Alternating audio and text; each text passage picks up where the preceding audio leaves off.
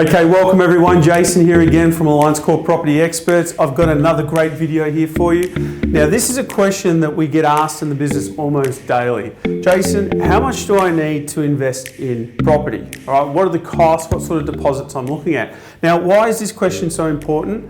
Because a lot of people are getting information out there that's not entirely accurate. A lot of people are being told that they might need $100,000 or more to buy their first investment property. It simply isn't the case. And for you looking to save a deposit, a significant deposit of that nature might take you 2 years, 3 years, 4 years.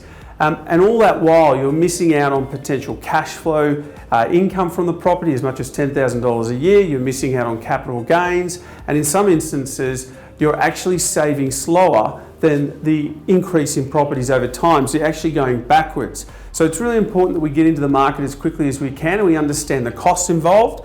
What I'm going to do is I'm going to look at three main considerations. The first being, well, what are some of those expenses I'm looking at? Then we'll look at the different types of properties and how that can affect your deposits, etc. And then we'll look at some of those incentives as well that can help reduce your deposits and get you into the market as quickly as possible. So the first one I want to quickly have a look at here is, what are the expenses? Well, number one, the biggest expense, we all know this, it's the deposit. But how much? Because again, depending on who you talk to, you might have been told 20% deposit. That's not true. Some of you may have heard, well, 10% is the absolute minimum you can put in. Well, that's not true. You can go as low as 7 or 8%. So you can get some loans up to 95%. They're very hard to get. Obviously, we can help align you with those lenders, and built into that 95% is your LMI, which I'll talk to about as well. So as little as sort of 8 to 10% as a general rule. Stamp duties can range anywhere between 3 to 5%. The states are different. For example, Victoria, we absolutely get hammered on stamp duty. It's 5% of the value of the property. If you go to somewhere like Brisbane, it's as little as 3%. But it also depends on the type of property, because if you buy a parcel of land first, you only pay stamp duty on the value of that land, and then you can put a home on top. So you're not actually paying stamp duty on both the land and the cost of the construction as you normally would with an established property. So that's typically what you're looking at, those two: deposits, stamp duties, biggest costs, and then your lender's mortgage insurance. So your lender's mortgage insurance, I've done plenty of videos on this, guys. Look, sure, if you've got the cash and you've got the equity, you can avoid it. But if you don't, lender's mortgage insurance is one of the greatest things that were created particularly for investors, because it allows you to put in these very small deposits. Without lender's mortgage insurance, which the banks charge you if you want to lend above 80%, it would take you a hell of a lot of time and money to get 20% deposits every time you bought a property. It's not cheap. It can be anywhere between 1 to 3%, depending on whether you're taking out a loan for, say, 85% or going right up to 95%, but it's a once-off cost. It's tax deductible. But that's probably your next biggest cost. Other costs, you've got legal fees, solicitors, conveyances, loan application fees.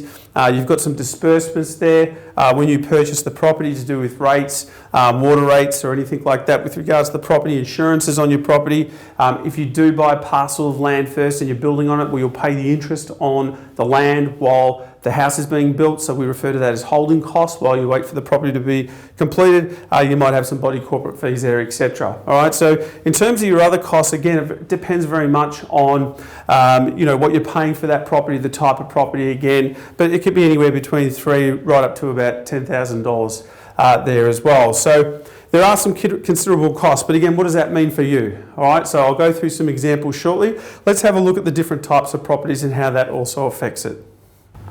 Okay, so let's look at the types and price point, really important. So as you can see, you've got three examples. So if you're in Melbourne looking to buy your first property, you might be looking to buy in your local area somewhere.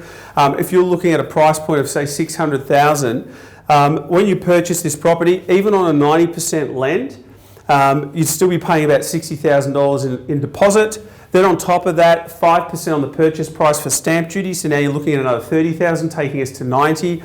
You're paying lender's mortgage insurance of roughly 10 or more on that property. Add a few legals and other bits and pieces, and you're looking at 105, right? So this is where people may have said, well, look, that's absolutely what you need to do to get into the market. But that's because it's that type of property being established, full stamp duties, and also a high price point. Now, if you want to get your deposit down lower, well, then maybe you look at a house and land. That you buy the land first and put the house on it. If you go to Queensland, one of the things you'll notice is the stamp duties aren't 5, they're 3. and you'll only pay the stamp duty on the land component. So your stamp duty will be less than $10,000. So if you drop your price point also and you look at something around the $500,000, $50,000 for your deposit, you'll have stamp duties on that of just under 10K. Your LMI will be also just under 10K. You'll have some holding costs there, maybe 6 to 7, add some legals. You probably get away with around $75,000 to purchase that property. If you want to get your deposit lower again, another option is a townhouse. So again, townhouses can be great. You can buy them in infill locations. You can get a little bit closer to the city, but with a price point in around the $400,000. Again, if you're looking at Queensland, lower stamp duties as well. With the deposit being just $40,000, you'll pay 3% on that, roughly $12,000 for stamp duties.